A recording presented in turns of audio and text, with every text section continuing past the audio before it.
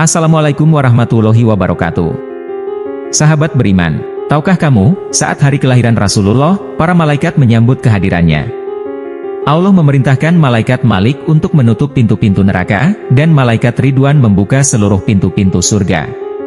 Kemudian malaikat Jibril diperintahkan untuk memanggil seluruh para nabi dan rasul terdahulu berkumpul, untuk menyambut kelahiran kekasihnya itu.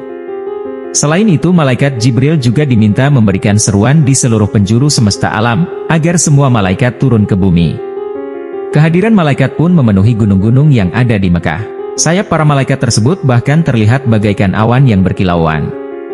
Bukan hanya itu, segala bentuk berhala hancur saat hari kelahirannya. Bahkan api yang tak bisa padam pun saat itu padam. Inilah bentuk penghormatan atas kelahiran kekasih Allah itu. Semoga yang subscribe kelak mendapat syafaat dari baginda Rasulullah Shallallahu Alaihi Wasallam. Amin. Assalamualaikum warahmatullahi wabarakatuh. Sahabat beriman, inilah bukti kesabaran Rasulullah.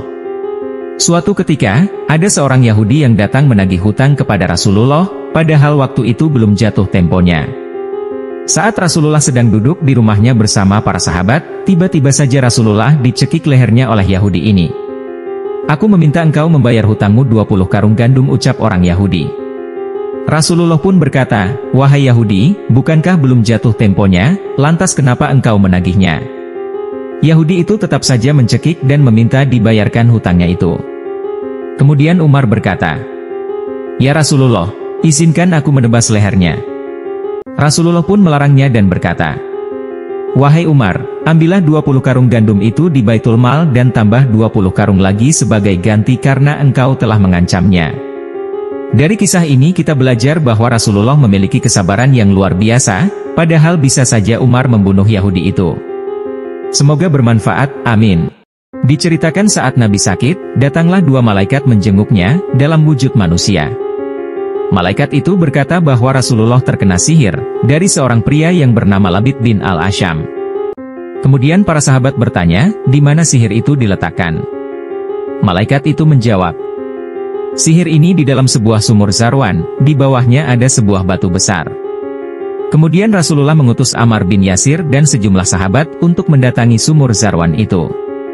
Mereka pun menguras airnya, dan mengangkat batu besar yang berada di dalam sumur itu, lalu mereka menemukan sebuah bungkusan, yang ternyata dalam bungkusan itu terdapat seutas benang, dan di dalamnya terdapat 11 buhul. Kemudian mereka membawanya kepada Rasulullah. Lalu Allah memerintahkan Rasulullah, untuk membaca surah Al-Falaq, dan An-Nas. Dengan kedua surah itu, akhirnya buhul-buhul jahat itu terlepas dengan seizin Allah. Semoga kita semua diselamatkan dari sihir dan fitnah, amin. Inilah kisah saat Rasulullah menangis sepanjang malam. Yang membuat beliau menangis ternyata bukan karena hal duniawi, melainkan beliau menangis karena dalam sholatnya, beliau membacakan Al-Quran Surat Al-Maidah ayat 118. Yang isinya menceritakan doa untuk umatnya. Beliau sholat sambil menangis sampai waktu subuh tiba. Beliau selalu mengulang-ulang ayat itu. "Jika engkau siksa mereka sesungguhnya mereka adalah hamba-hambamu, apabila engkau mengampuni mereka, sesungguhnya engkau maha perkasa lagi maha bijaksana." Allah Ta'ala berkata pada Jibril, "Wahai Jibril, pergi dan temuilah Muhammad. Tanyakan kepadanya, mengapa dia menangis." Jibril segera menemui Rasulullah untuk bertanya, "Kenapa engkau menangis ya Rasulullah?" Beliau berterus terang pada Jibril tentang kekhawatiran beliau pada umatnya. Jibril juga melaporkan pengaduan Rasulullah itu pada Allah Ta'ala.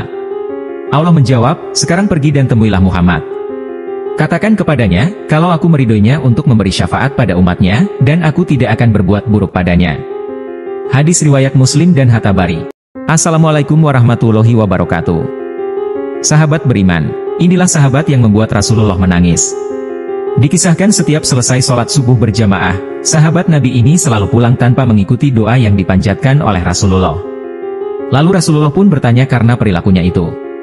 Kemudian ia menjelaskan bahwa rumahnya berdekatan dengan rumah orang yang kikir. Di rumah orang itu ada pohon kurma itu menjuntai ke rumahku. Setiap ada angin buah kurma itu berjatuhan ke rumahku.